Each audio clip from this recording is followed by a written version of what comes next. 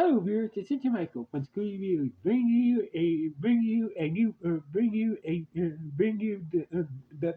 the newest episode of the newest Sentai, #1 Sentai Gozyuger. So anyway, Gozyuger, damn it! I'm still working on how to pronounce the name properly, so bear with me. So basically, this is the first review on the newest Sentai series. Like always, I'm gonna speak very loudly, very clearly, and very slowly, in case you don't understand me. Also, I try to do my best not to breach your heart during this RE podcast recording as well, not to cost me RE feedback as well. And also, if you're under 18, this podcast will attain to adult language. Once again, if you're under 18, this podcast will attain to adult language if you're under 18. Now, if you're over 18, then you get to watch this podcast recording. Now, with this and everything else out the way, let's get into the topic of this. Let's get into the topic of the. Let's get into the first episode of this of this new Sentai. So basically, a long time ago, this great calamity in the universe had banned all the primary mechas from past Sentai to fight against this great calamity force. So basically, things were not going very good for the mechas. So basically, this this calamity force basically was kicking ass against the primary mechas from all the different Sentai series. So basically, one mecha who is still standing we call Tega, or better known as the Tega Sword, along with the rest of the mechas,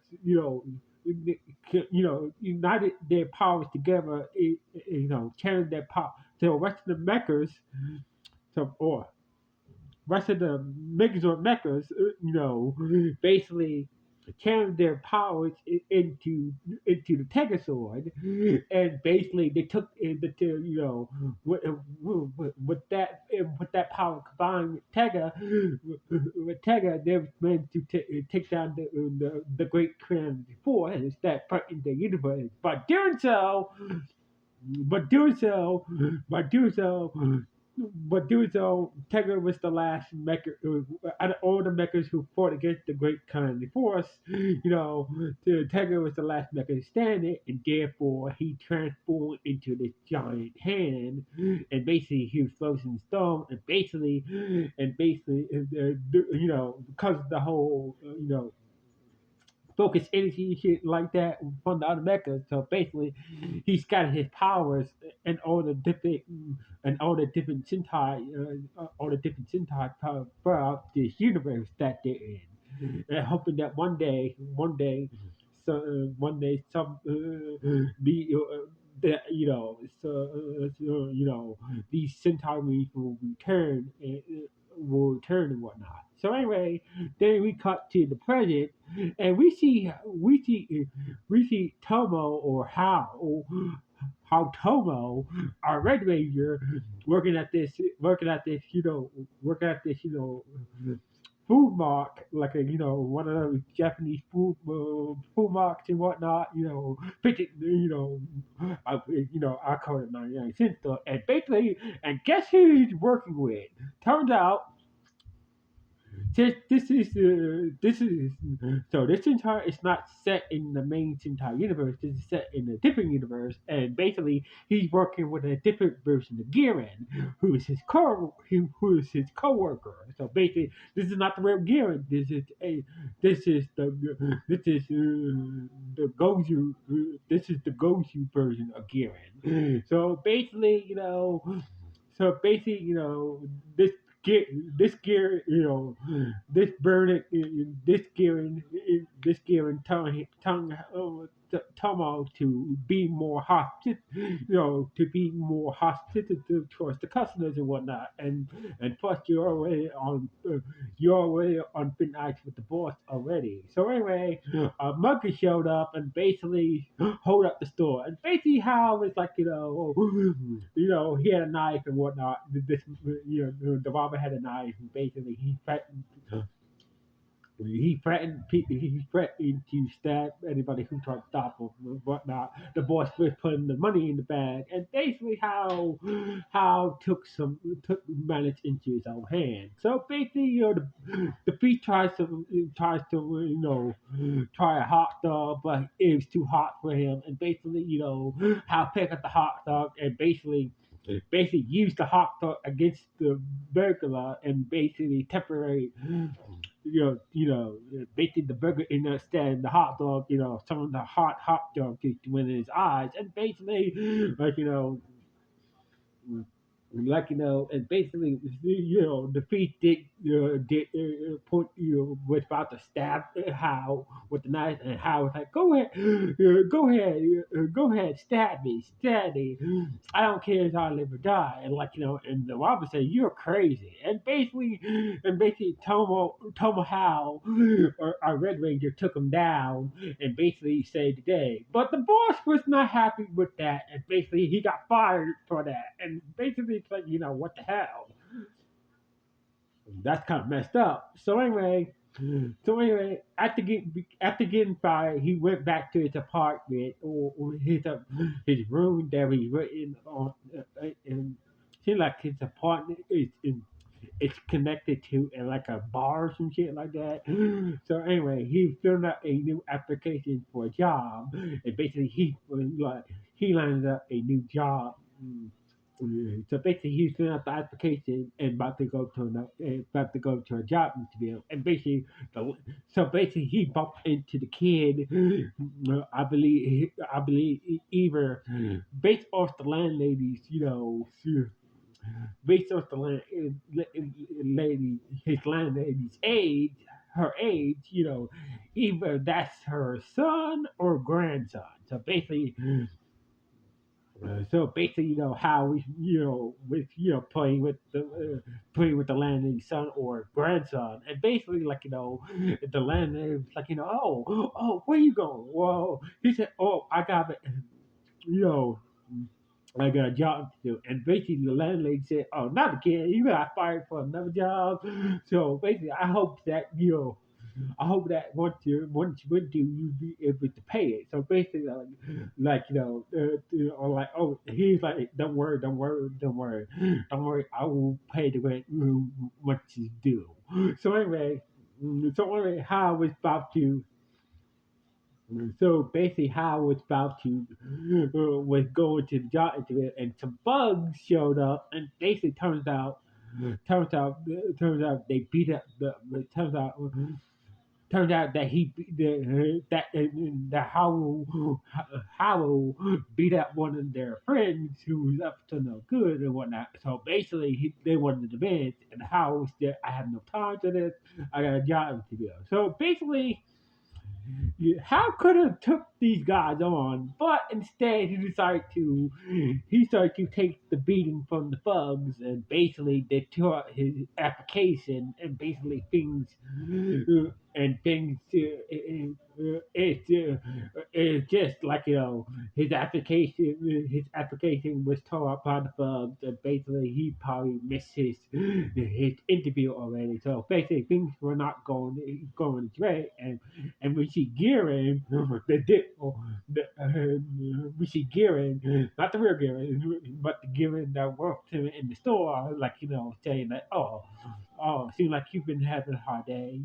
You need to learn to avoid violent situations. And how it's like, well, I, well, well, I do try, but it seems like I can't avoid violent situations.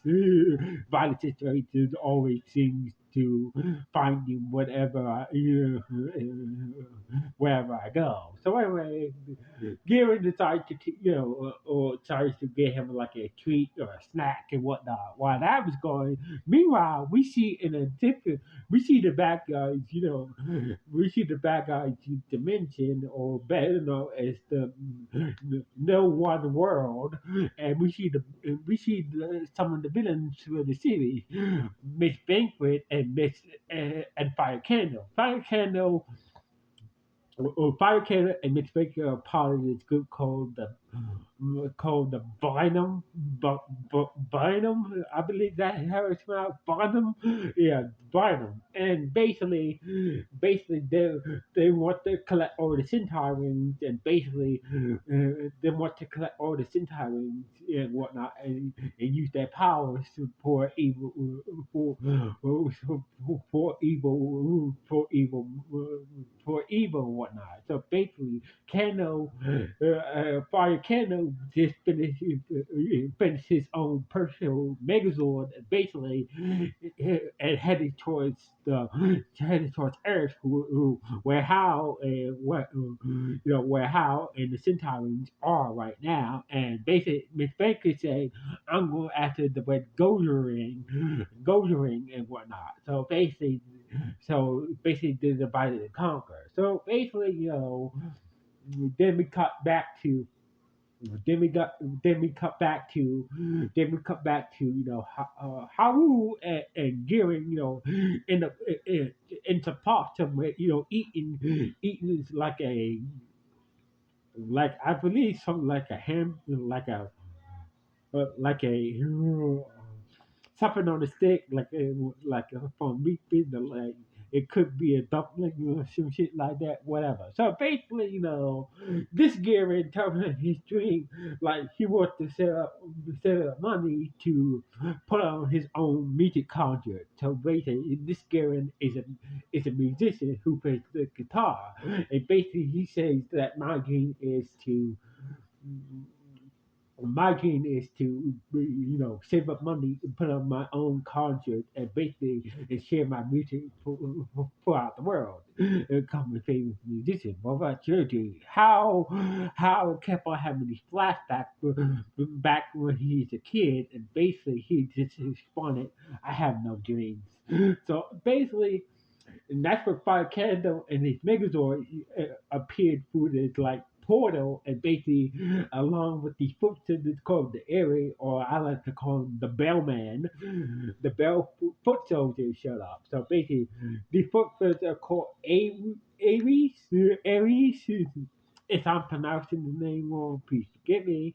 So anyway, so basically they just put something with belt-like heads and whatnot and started to attack. And so basically, Fire Kento was attacking the city in his Megazord, and basically the Footstooth was attacking people on the ground and whatnot. So basically, that's when Giran took out a silver version of the Tega Sword and transformed into the Red King-Ohger and into the Red King-Ohger, and basically started to fight off the foot soldiers and whatnot. And basically, how was not going to just stay there and not do anything. Basically, he started to fight off some foot soldiers, but it seemed like he got thrown into a opening that took him to where the Red Gozyuger Ring was, and where the Tegasol was, the big version of the Tegasol was. And basically, he heard a voice from the Tegasol saying that,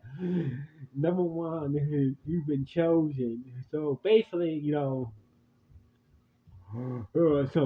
the foot soldiers, the bell foot soldiers showed up, and one of them tried to take the golden ring on the stone, and he put on, and basically the wing ended up destroying that foot soldier, and basically the wing dropped after that foot soldier got destroyed, and basically near Howell, and basically Miss Bankley said that ring that ring that ring has power of destruction. So basically, like she introduced us to how and whatnot, to bring her potential to whatnot.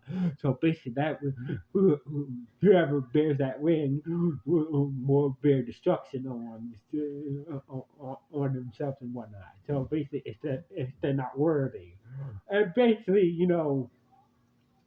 how Pick of the Ring is like, screw that, I'm not scared to die. And basically the wing did destroy him, but took him to talk to the Tegasword, and basically the Tegasword like, you've been chosen to to collect all the Sentai rings and basically, and become become the #1 warrior and whatnot, blah blah blah.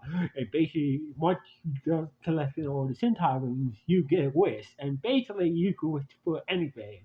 And basically, we cut to another flashback when Howard was young, and basically his mother said, don't you ever wish, don't you ever wish to for anything?" And basically, and that's when his mother disappeared and whatnot. And basically, like well, I have no wishes. I had no desire to wish, but I would like to be #1. So basically, like, the Texas said, fine. Fine, but during this path, you will learn more about yourself. During your journey to collect all the Sentai rings, you will learn more about yourself you didn't know. And basically, the Tegasol gave him a golden version of the Tegas of the a gave him the Tegasword, the red version of the Tegasword, gold, and basically how used to, grabbed it and he was teleported back to his world, teleported back back to his own world, and basically he used his red Tegazord to summon the giant version of the Tegazord, a Tegazord, and transform it into a Megazord, into his Megazord form, and basically, Miss Fire Canada was like, what the hell's going on? How easy, like, he has the ring. He's able to summon the Tegazord, the Tegazord Megazord now, and basically, and we got this weird mashup between Fire Candle and Howl, and basically Howl had this weird outfit on while he was signed to Tegazord, and basically, this giant Microsoft fight happened between Howl and Fire Candle. So basically, how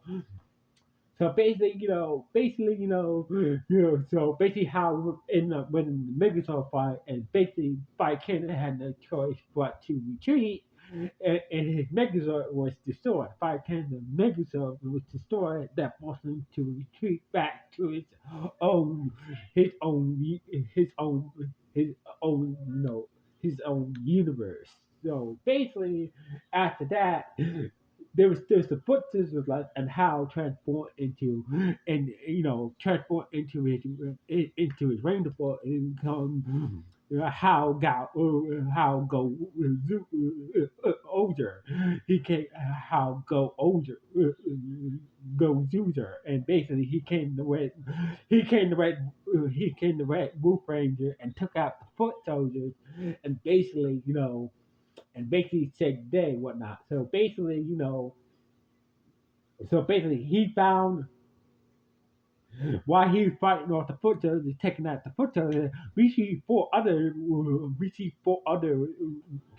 individuals who had who had golden rings as well, and basically the ring tower that the tower the fifth golden ring is now active. It's now active now.